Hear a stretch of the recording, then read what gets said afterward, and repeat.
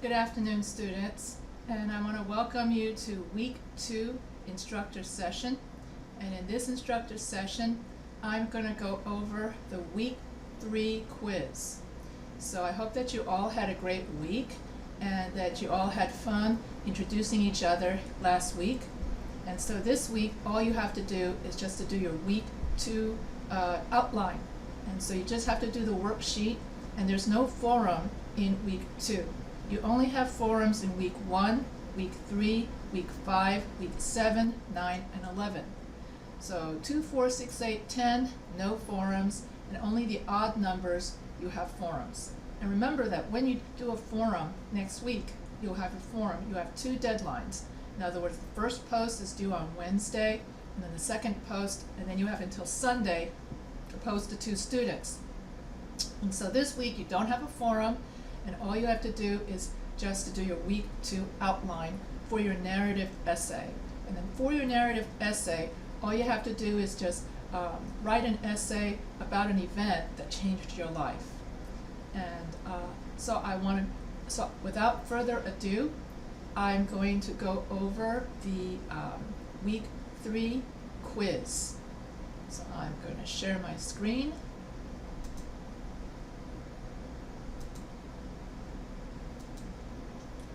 And so in this Week 2 introduction session, I'm going to go over the Week 3 quiz prep, I'm going to go over the Week 3 forum prep, and then I'm going to go over your Week 2 assignment prep of what is a narrative essay. And so for this week, you're going to be writing a outline for your essay. And so just do the outline worksheet, and I actually have a video of how to do the outline worksheet in the announcements.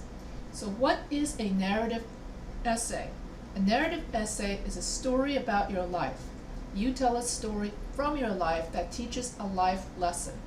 And so the most common topic for this narrative essay is, I became a nurse. This would be the thesis statement, which comes as the last sentence of the first paragraph. And so here you would say, I became a nurse because reason 1, reason 2, and reason 3.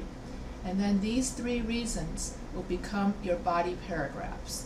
And so when you have matching body paragraphs to your thesis, that's known as the 5-paragraph essay structure. I will talk more about narrative essays after I go over the Week 3 quiz. In the Week 3 forum, we will play a really fun food game to practice descriptive language. And so when we write in descriptive language, we want to appeal to all 5 human senses. And so I will give more examples about, and basically when you play the food game, here's an example of it. Your first post, you're going to get people to guess your food. And so, for instance, you're going to post in your first post, due Wednesday, you're going to say that people put tomato sauce and cheese on me. I am thin, round, and flat. I am made of bread dough. I am delicious to eat. I am thin. I come from Italy. The cooks toss me in the air to thin me out. They sell a lot of me in this store. I am the name of this store. Brooklyn's original blank. What am I? So that's going to be your first post, and then you're going to guess. The other students will try to guess what food you're trying to describe. And also you have till Sunday to post to 2 students in which you try to guess other people's what am I first post. So this is out of all of the forums, Week 3 forum, all my students tell me that the Week 3 forum is the most fun forum. So now you know what you're going to do for your Week 2 outline and then for your Week 3 forum. Now I'm going to go over the Week 3 quiz. So the Week 3 quiz continues our discussion on parts of speech. And so here we're going to go over the difference between an adjective and an adverb. An adjective modifies a noun. A noun is a person, place, or thing. A verb is an action or a state. An adverb modifies a verb. Words ending in ly are adverbs. John rode his horse slowly. So the word slowly is an adverb that modifies the word rode. Rodney drove his car too rapidly. Rapidly is an adverb that modifies the verb drive. Adverbs can be anywhere in the sentence.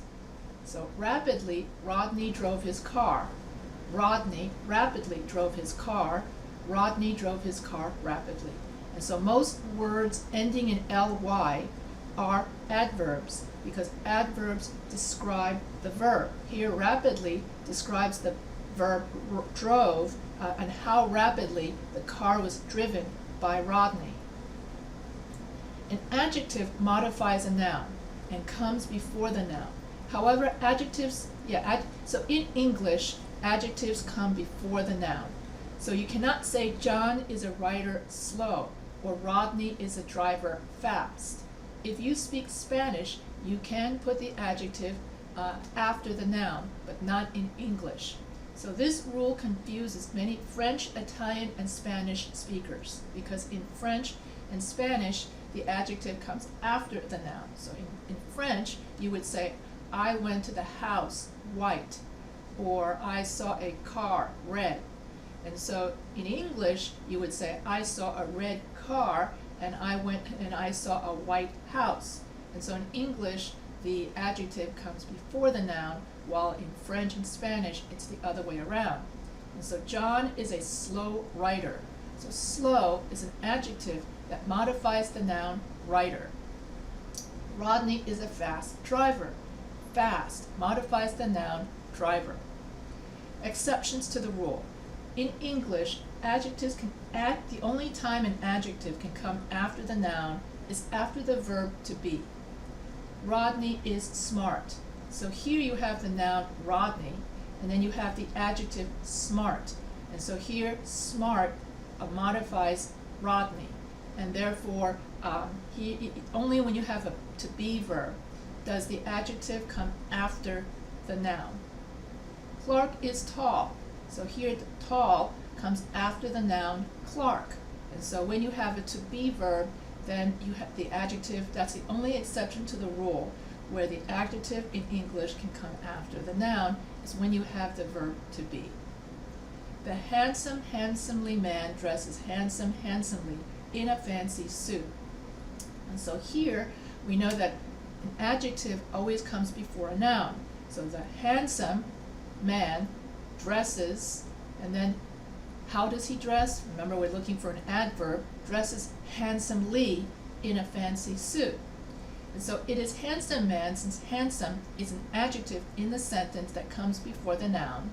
And it's handsomely because remember that adverbs can come before or after the verb. Adverbs can come at the beginning of the sentence, the middle of the sentence. So therefore, it's okay for an adverb to come after the verb. I was paid handsomely for my job. And so we know that handsome always has to come before the noun or usually before the verb. So here, I was paid handsomely for my job. Handsomely is an adverb that modifies how well I was paid. Robert snored loudly. Is loudly an adjective or adverb? And so this is an example of a quiz question. So Robert snored loudly, and loudly is an adverb because anytime you have a word that ends in ly, it is an adverb. Object versus subject pronoun. A pronoun is a noun that replaces another noun. An object pronoun is a pronoun used as an object. Object pronouns are located after the verb. Us, him, her, them, you, me, it. These are all object pronouns that come after the verb. So John gave me money. He gave money to me. And so me is the object pronoun and it comes after the verb because who does he give the money to? He gives it to me. So I'm the object receiving the action of the money being given to me. And so therefore, an object pronoun usually is receiving the action. That's why it's object. And therefore, it comes after the verb. Subject pronoun, so while an object pronoun receives the action, a subject pronoun is a pronoun used as a subject. Subject pronouns are located before the verb. So subject pronouns are like I, he, she, they, we, you, it. And so subject pronouns do the action. They're the ones, because that's what subjects do. Remember last week we learned that the subject of the sentence is the one that is the person that does the action. And therefore subject pronouns are also, they replace the regular noun, common noun. So the antecedent would be Janet. Remember we did that last week, and we said that a pronoun has to agree with the antecedent in gender and number. And then we have two kinds of pronouns. We have subject pronouns that come before the verb, I, he, she, they, we, you, it. And then you have object pronouns that receive the action that come after the verb, me, him, her, us. So she is a great dancer. So she is a subject pronoun that comes before the verb. I gave her all my money. So I, since it comes before the verb, is a subject pronoun. Her is an object pronoun because it comes after the verb. She is a subject pronoun because it comes before the verb, and us is an object pronoun because it comes after the verb.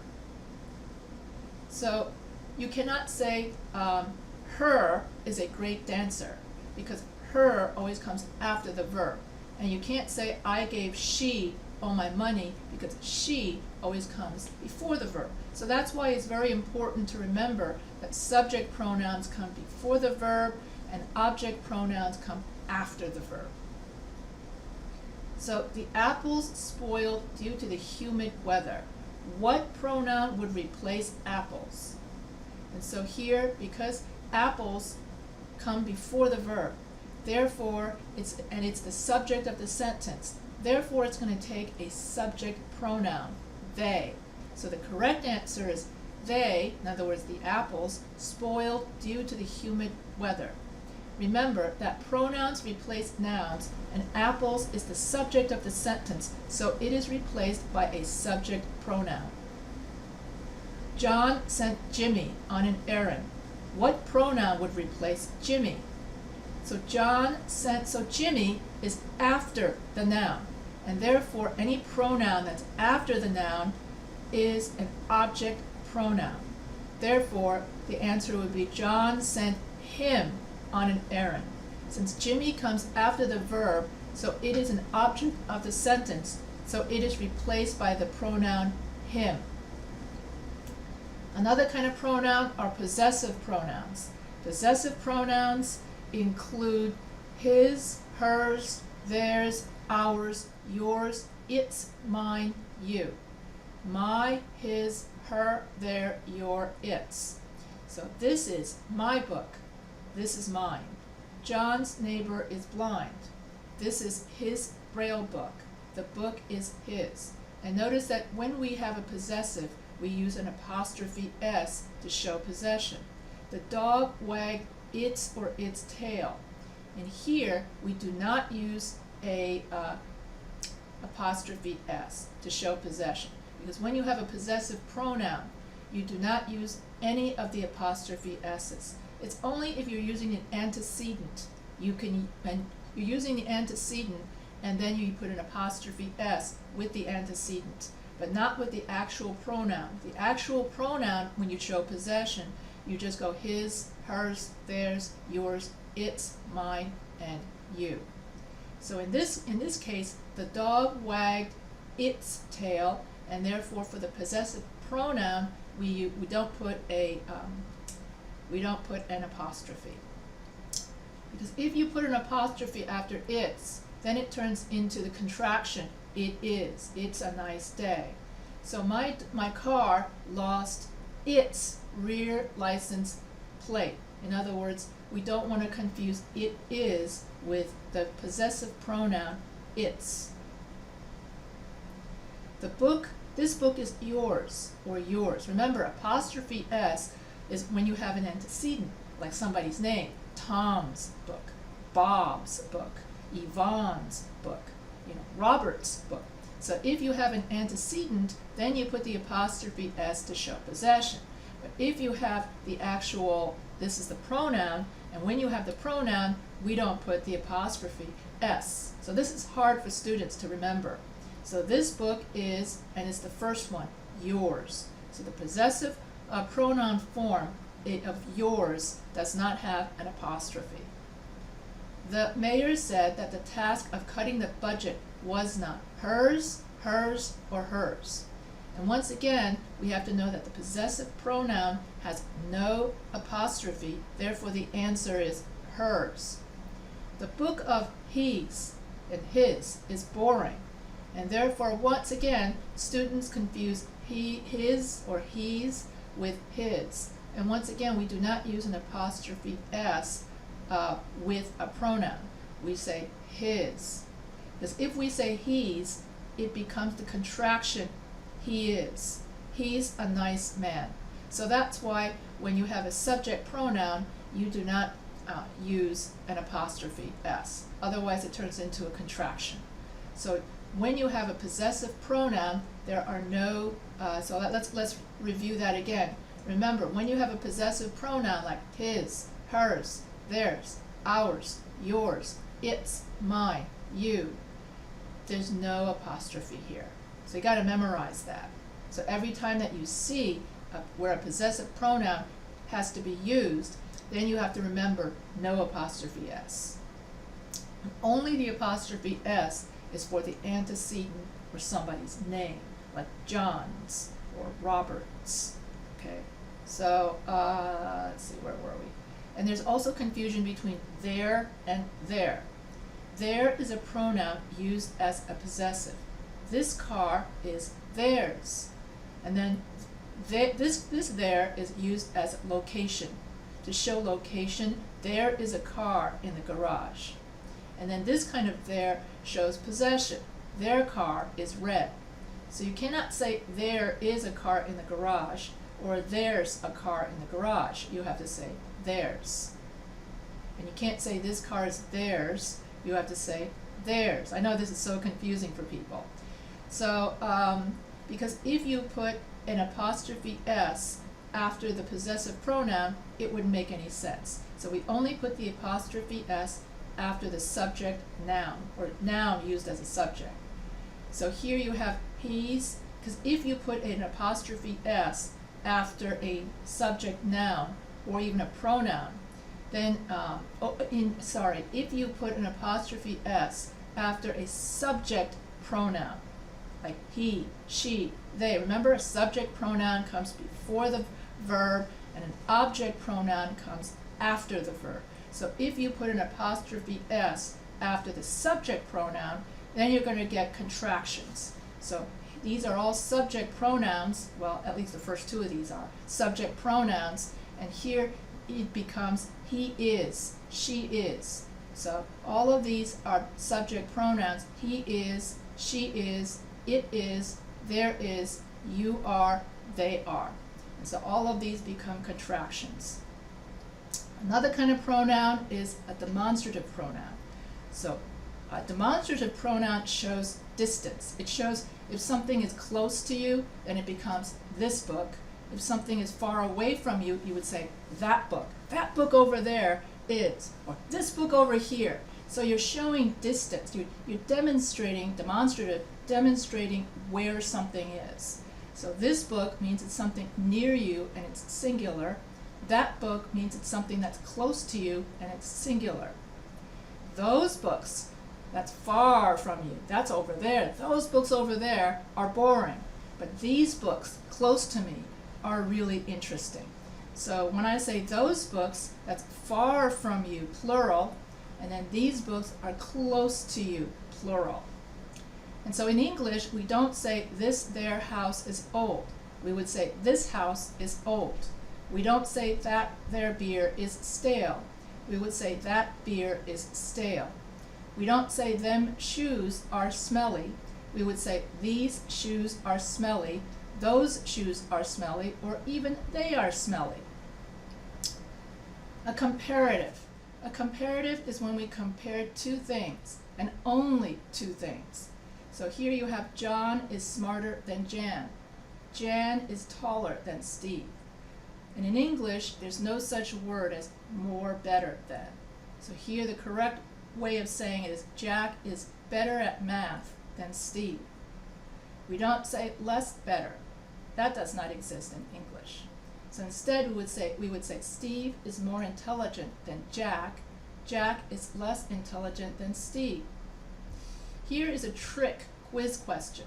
The stranger of the two pictures. So here the word two is essential because two indicates that there are two pictures that are being compared.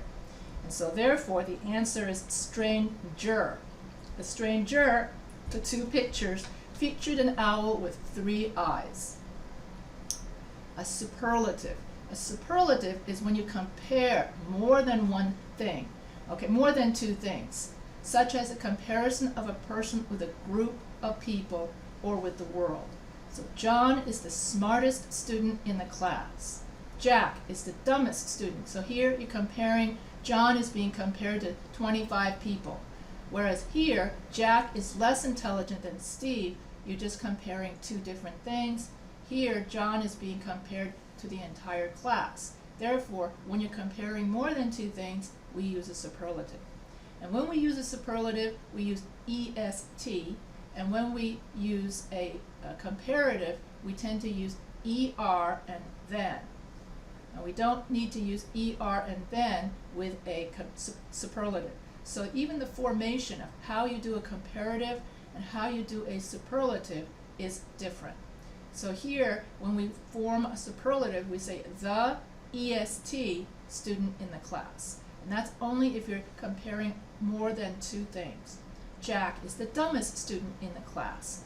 The Eiffel Tower is the prettiest monument in the world. So here you're comparing the Eiffel Tower to all of the monuments in the world. And there are obviously more than 2 monuments in the world. Jack is the least intelligent student in the class. So how come I don't say the EST anymore? Smartest. Smart has only 1 syllable. Dumb has 1 syllable. Pretty has 2 syllables. And so as long as you have 1 or 2 syllables in your adjective, you can use EST. As soon as you have intelligent, I think that's 4 syllables, then you want it in a superlative, then you're going to use least and most. So for instance, charismatic, meaning someone who's charming. So Jack is the least charismatic student in the class. Or obnoxious, obnoxious. So Jack is the most obnoxious student in the class. Robert is the least obnoxious. Anyway, you get the idea. As soon as you have more than 2 syllables in a adjective, then you would use least and most. And all of this has to do with our superlatives, and we don't say more than or less than because that's a comparative. So remember that a superlative compares more than 2 things, while a superlative, sorry, did I say that wrong? Comparative compares 2 things, and a superlative compares more than 2 things. Okay, let's get back to an antecedent. So we did this last week. An antecedent is a noun that the pronoun replaces, and the antecedent always agrees with the pronoun. A pronoun always agrees with its antecedent. Pronouns and antecedents should agree in gender or number. So remember this for the quiz. So Jack, he's the antecedent, is a smart man. He reads every day. And so therefore Jack is a he, so therefore the pronoun agrees as the in gender, and only there's one person, so therefore it's not they, it's he. So therefore an antecedent agrees in gender and number. Jack and Jill went up the hill. They walked a lot. So here you have 2 people, and so here it agrees. So here's an example of how it agrees in gender, and this one is an example of how the pronoun agrees in number. So after a comparative, you have a subject pronoun. What does that mean? So here I would say, Veli plays better piano than I. It's incorrect to say Veli plays better piano than me. Why? Because in English, the do is understood. So in correct English, you're supposed to say Veli plays better piano than I do. But because most people cut that off, then most people say Veli plays better piano than I. Then, because of a lot of slang, people started to say Veli plays better piano than me. That's because people confuse this with object pronouns. Remember when I said object pronouns like me, him, her, us, those object pronouns always come after the verb, and so people confuse object and subject pronouns. So all you have to do is remember that after a comparative, always use a subject pronoun. So Veli plays better piano than I. Jack plays worse golf than John and Jack. Therefore, Jack plays worse golf than they do. Jack plays worse golf than they. So it's incorrect to say Jack plays worse golf than them. So your piano performance proved you practiced more than they. So they is a subject pronoun. So the rule is, after a comparative, always use a subject pronoun. So here is your favorite part of the lecture, is when I do the week 3 quiz practice. So if you can get 100% on your week 3 quiz, week practice test, you can take the quiz. Your piano performance proved that you practiced more than they. Is the pronoun in this sentence an object or subject pronoun? They. And so they, since they comes before a verb, okay, therefore the answer is subject pronoun, because I just finished here, I said that after a comparative you have a subject pronoun. That's why you got to remember that. And therefore the answer to this question is more than they. Whenever you have more than, less than, that's how you know it's a comparative. And then after the comparative, you know that it is a subject pronoun. We could not have asked for. And remember, I said that there's no such thing in English as less better and more better. So therefore, the answer to this question is, we could not have asked for a better teacher. So which of the following is true about pronoun antecedent agreement? So I went through this, and we did this last week also. B, pronouns and antecedents should agree in gender or number. Therefore, Jack, he reads a lot of books. Jack and Jill, they walked up the hill. So if memorizing that helps you remember the answer to this question, more power to you. William took his classes and studied several hours a day. Is it serious or seriously? Well, if I wanted to be serious, I would put serious William took his classes. So serious is an adjective that always comes before the noun. So therefore, the answer is seriously. And also the big clue is whenever you see the word very, that always goes with a adverb. Very seriously or very slowly. She talks very slowly. He talks very rudely. So anytime you see the word very, it inevitably becomes an adverb. For an adverb is modifies the verb and always ends in an ly. So William took his classes very seriously and studied several hours a day. Here, the clothes that Laura gave my sister and me were too small. Is the pronoun in this sentence an object pronoun or a subject pronoun? So the first thing you have to do is identify where in the sentence is the pronoun. And here they're talking about me, okay? They want to know is this pronoun me, is this a subject or object pronoun? And so we know that me comes after the verb, therefore it's an object pronoun. Do we say them to movies or those two movies. And so I remember I went over the demonstrative is those, these, that, and this. So this book, that book, these books, those books. No, we don't say that those, them books, or they, their books. We don't put their or them in the middle of that, because them always comes after the verb, because them is an object pronoun. So we know that it's incorrect to put them before the verb. So we always say those two movies are about life in early New England. As the little boy blank snuggled the tiny kitten, the kitten's purred. So which one is it? Is it gentle or gently? And once again, we know that gentle is an adjective. So if we wanted to use gentle, we would say, as the gentle little boy snuggled the tiny kitten. So gentle is a adjective, so that's not the right answer. So therefore, the correct answer is gently. Remember, adverbs can come in all the different places. I can say, the little boy snuggled gently the tiny kitten, or gently the little boy snuggled the kitten, or I can say, as the little boy gently snuggled the tiny kitten.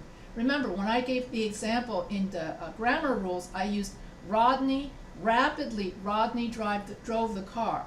Rodney drove the car rapidly. Rodney rapidly drove the car. So I put my adverb in like 4 different places. Rapidly, before the sentence, then after the subject, rapidly, Rodney drove the car, Rodney rapidly drove the car, Rodney drove the car rapidly, or whatever. And so here, when you have an adverb, adverbs can go everywhere. Okay, that's the difference between an adverb and an adjective. An adjective can only go before the noun unless it follows is. Like he is tall, she is fat. You know, that's the only time that the adjective comes after the noun. So in this case, the answer is gently. Tara told blank jokes I've ever heard. So here, is it most clever or more clever?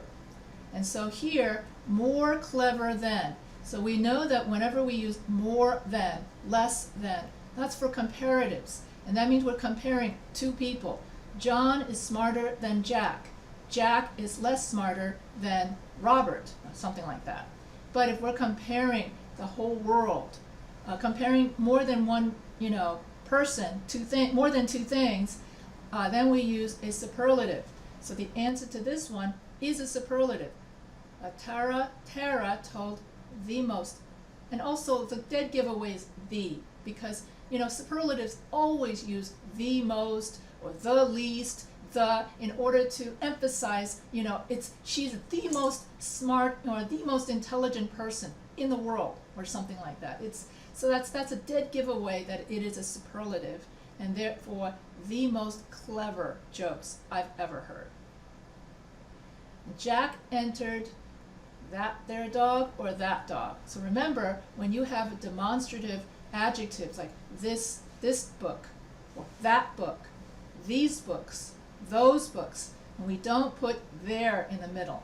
Therefore, when we use a demonstrative pronoun, we would say, Jack entered that dog in an obedience contest. So the answer is A. What part of speech is there?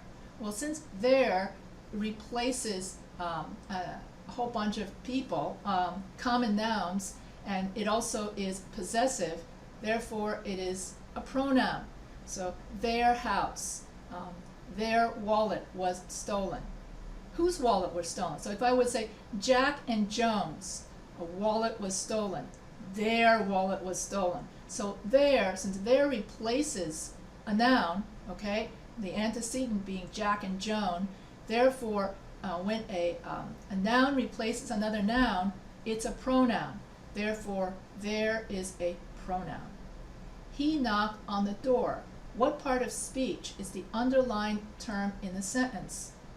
Is it a pronoun, a noun, or a verb?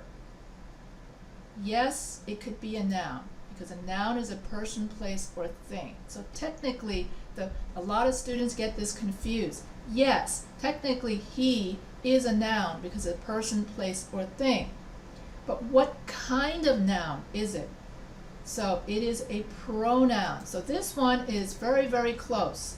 Technically both are correct, but A is more correct than B, basically, because he replaces Jack.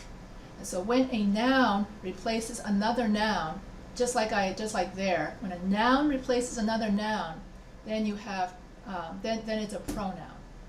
Okay, so the antecedent is he. So if I replace this with Jack, if I said Jack knocked on the door, then that becomes a noun. Okay, but since I'm replacing Jack with he, then that is a pronoun.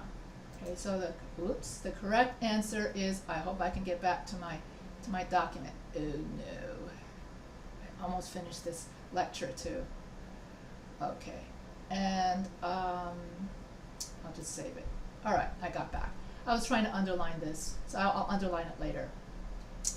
So leave them keys out on the coffee table, or leave those keys out on the coffee table. So you don't want to use them, because them is an object pronoun that comes after the verb. So therefore the answer is leave those keys. Plus they give you the answer, demonstrative pronoun. What is the correct? So demonstrative pronouns are always this, that, these, those. So the answer is those. Are those seats theirs, or theirs? And so here, when you have a possessive pronoun like hers, mine, yours, we don't use an apostrophe S. We only use an apostrophe S when we have names like John's, Robert's, Tom's. Then we use an apostrophe S, like Robert's book. So if we put an apostrophe S after a pronoun, then it becomes it is, he is, she. It becomes contractions. So therefore the answer is B. Here's an easy one. Those two, so which one is the correct demonstrative pronoun? Do we say them two movies or those two movies? Okay, there's no C, so obviously that's a mistake. So them two movies or those two movies. So we know that the answer, the proper way of saying is those two movies, because that's a demonstrative pronoun which shows where something is. I discovered that my car had somehow lost. It's. So whenever we have a possessive pronoun, we don't use an apostrophe S. That's all you have to remember. So therefore the answer is B. The apples spoiled due to the humidity. What pronoun would best replace the noun apples? And so apples is a subject. Therefore, we're going to replace it with a subject pronoun, they. Okay, so therefore the answer is they spoiled due to the humidity. So remember that subject pronouns replace subjects that are before the verb, and then object pronouns replace objects that are after the verb. Like them always comes after the verb because it is an object pronoun. What is the correct demonstrative pronoun for this sentence? This here map is out of date, or this map is out of date. And so the correct answer is this map is out of date, because we never put this here or that them in before. In other words, we don't put object pronouns before the verb. Okay, so this here is incorrect, and we always say this map, that map, those maps, these maps. So those are the 4 ways in which you can use a demonstrative pronoun to show location as to how close or far away something is to you. The stranger or the strangest of the two pictures. So here I explain that in the grammar, is that because they're comparing two pictures, therefore the answer is ER. So whenever you have EST is always the superlative in which you're comparing something to the world, whereas ER is a comparative, meaning you're just comparing two things. And so if you can get 100% on your quiz, on this quiz, practice quiz, then you're ready to take the week 3 quiz. You can also watch, and if you miss this video, and if you miss my lectures, or you want to go ahead, you can always go to the home page and watch my lectures from previous semesters. This is probably why nobody shows up after the first lecture, when everyone discovers, hey, I can watch her previous lectures, and then suddenly everybody disappears. This happens after every class, so that's typical. That's okay. And if nobody shows up anymore for my live lectures, I'll just simply give everybody the previous, because it's the same thing, you know. And then I'll use this time instead for students who have questions about their papers. So if you have any questions about your papers, then you can email me and we can use this time to go over your papers. Instead of me doing a lecture, you could just watch from my previous semester. So it's up to you. You have to email me. So here you have more practice of the week 3 quiz. And then all the answers are over here. So that's how you know whether you did it right or did it wrong. And then I'm going to go over briefly the writing process: pre-writing, writing, and post-writing, also known as rewriting. Pre-writing, which is what you're doing in week 2, you're going to write an outline of your paper. In writing, which will be week 4, you're going to write a rough draft of your paper in 5 paragraphs based on your outline.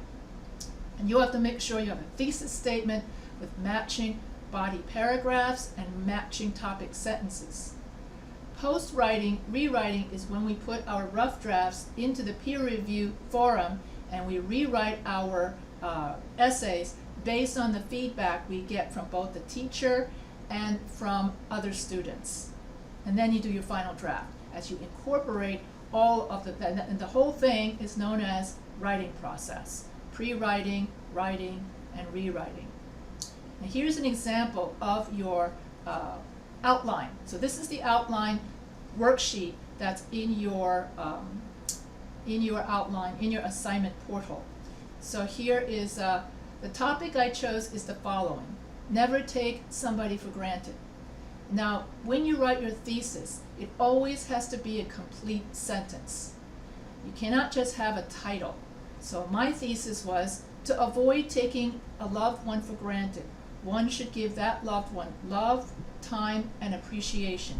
So always have 3 elements. You have topic, opinion, reason, 3 reasons. And those 3 reasons become your body paragraphs. And therefore, when someone is alive, you should give that person your love, your time, and your appreciation. Therefore, paragraph 2 talks about love, paragraph 3 talks about time, paragraph 4 talks about appreciation. So you need to have a thesis statement with matching body paragraphs in order to have essay coherence and in order to have 5-paragraph essay structure. Describe the main point of your narrative. That's the same thing as your thesis statement. One never knows how long anybody will live. Therefore, one should never take a loved one for granted. So to avoid taking a loved one for granted, one should give them love, time, and appreciation. And then your 3 subpoints become your 3 body paragraphs: love, time, and appreciation. And then, why did you choose this topic? In my case, I chose this topic because I actually wrote this essay right after my mother died, and she died of COVID-19 in March of 2020. And so I learned the hard way that, she used to call me and I used to put her off saying, "Oh, I'm doing my work. Can you call me back later?" As if she, and I just took her for granted that she would always be there for me. And it wasn't until after she died that I realized that, I'd taken her for granted during her life. So the life lesson that my narrative has is to teach other people not to take their loved ones for granted, but instead to show your loved one love, time, and appreciation. So that's why I chose this topic. How do you connect to the topic? I wish that when my mother was alive, I'd showed her more time, more of my appreciation. And I find it odd, or it's a shame, that I have to learn this lesson after she's gone. So don't make the same mistake I made. What do you want to learn about the topic you chose? I learned that for the remaining people in my life, like my father, my brother, I will show them more time, love, and appreciation, things that I didn't do for my mother. And this is pretty much the same thing. What do you hope your audience takes away? I am hoping my audience never lives with the regret that they took someone they loved for granted who's no longer there. And therefore, I want to teach the audience to always say I love you to the person that's still there. Now, step 3, you can choose any of these pre-writing activities for your step 3. You can either do a free writing, a mapping, a brainstorming, or a questioning. Any one of these is fine. So when you do free writing, you just write whatever comes to your head, and just without thinking about, grammar, just write it all down in a paragraph. Mapping is when you you have a central circle, and in the central circle you write your main idea, and then in the outer circles you're going to write your reasons. So that's known as mapping and clustering. And then listing, listing is when you make a list of everything that you want to write about. So that's known as listing. Questioning is when you write a series of research questions of what you want to research for your paper. And so I decided to use free writing for my step 3. So for your step 3, it's here, questioning would be, what can you do to show love to your loved one? What can you do to show more appreciation for your loved one? What can you do to show more time for your loved one? Okay, so that's an example of questioning. Free writing. So an example of free writing. The doctor took out my mother's ventilator tube. The doctor said to my father, "There is nothing more I can do for her. Say your piece. She will not last more than another hour without the ventilator." My father approached the bed and softly touched my mother's cheek. I had never seen my father look so devastated. I said to my mother, "I love you, and I am sorry for all the times I said I was too busy to talk to you on the phone. Please forgive me, Mom." And at the time I was crying. Her last words were, and she barely got it out, "I'm so proud of you." She never finished her sentence as she slipped peacefully into God's arms. So to avoid taking one's loved one for granted, one should give love, appreciation, and time to one's loved one while they are alive, because one never knows how long they have on this earth. And so if you can't come up with and so for me, my mother's death was the turning point in my life. And so for your narrative essay, you're going to write about an event, a turning point event that changed your life. And so some students have written about becoming a parent, becoming pregnant. Military students write about going to boot camp and growing up. Other students talk about, becoming a parent and everything no longer revolves around you. I wrote about the death of my parent, and getting married is another, life-changing event. Other people wrote about having second chances, learning to give people a second chance.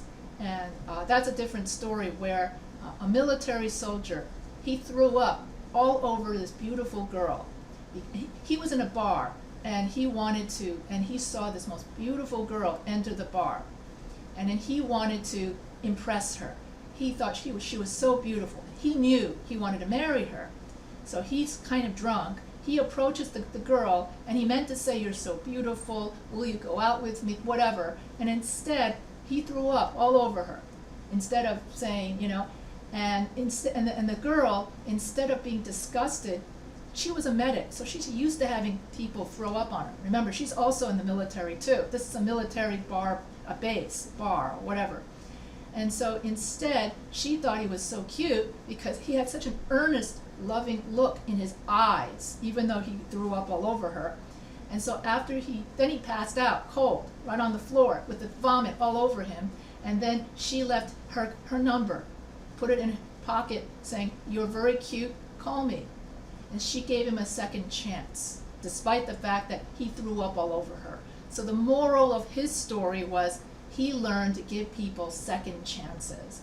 And so that now he's a job recruiter, and when some guy says, I got fired because it just wasn't fair, and as a job recruiter, he will hire that person and give that person a second chance. Because if his wife hadn't given him that second chance, he wouldn't be married with all those cute kids.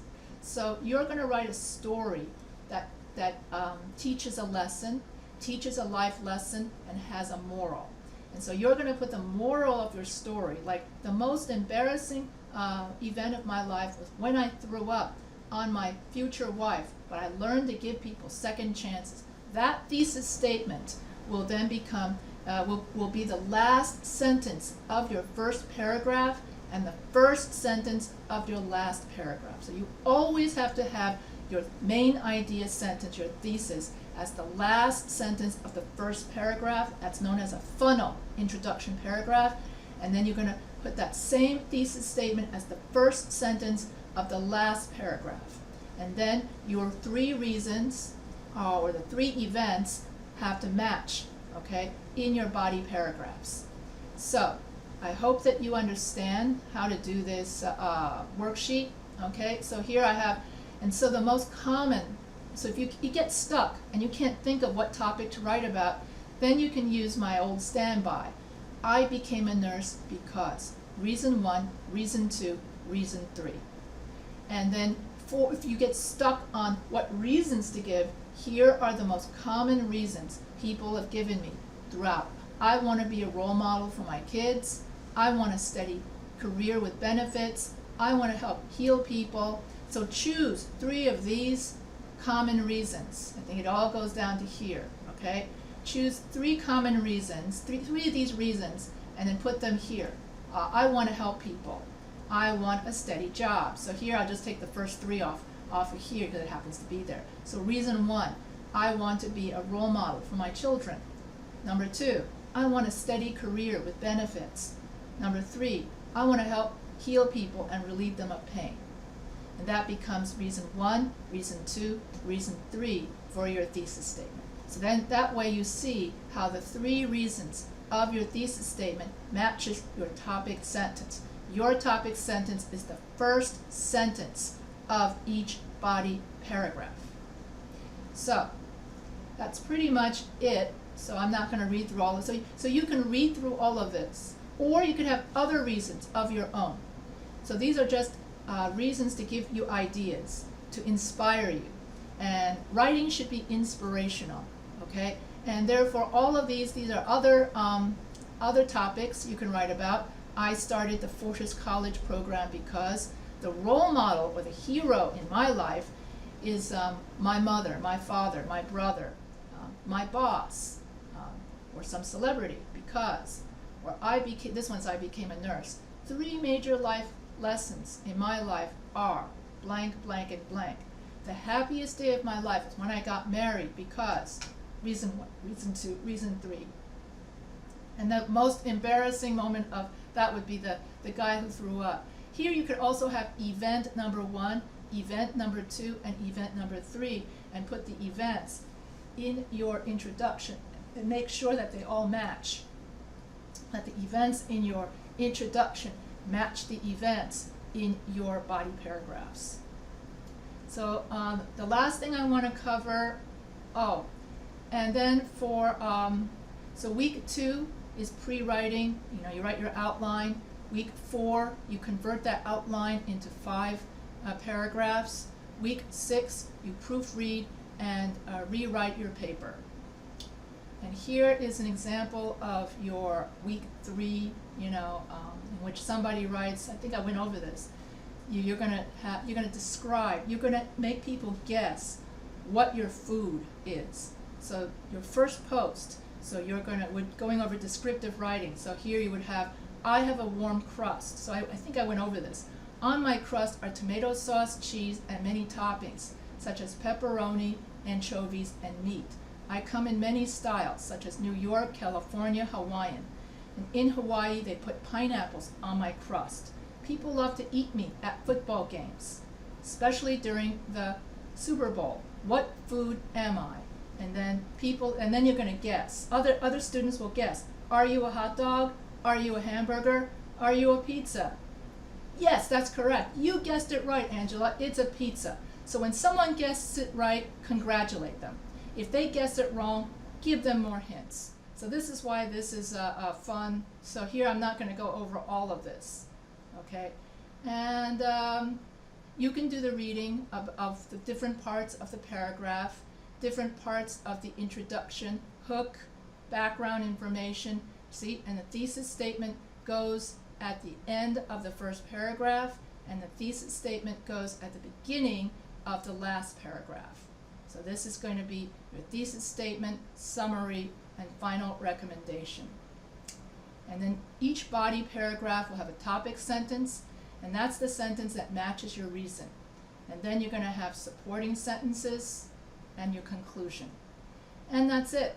That's it for this whole, every essay has an introduction, body paragraphs, and a conclusion. And so, so if you have any questions about anything that I talked about this week, you can always email me. So I'm going to end this recording, and I hope you guys have a great week.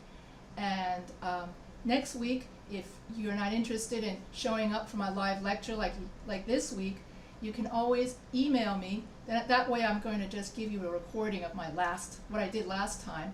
And then if anyone wants to use this time period, 1:30 to 2:30, to help you with your papers, you can then email me into Yvonne or Professor H. I want to show up to your live lecture, but we're just going to go over my paper. And we could have a one-on-one or two, as many as 5 or 6, to just go over your paper or go over future assignments or go over something that you don't understand or go over a quiz if you want. So I'm going to start using this live lecture time for that purpose. So if since nobody showed up for this lecture, I'm going to send out an email for anyone that's interested in having a live lecture in which we go over papers. If I get no bites and no emails showing any interest in this live session, then I'll just give you a recording from my last semester.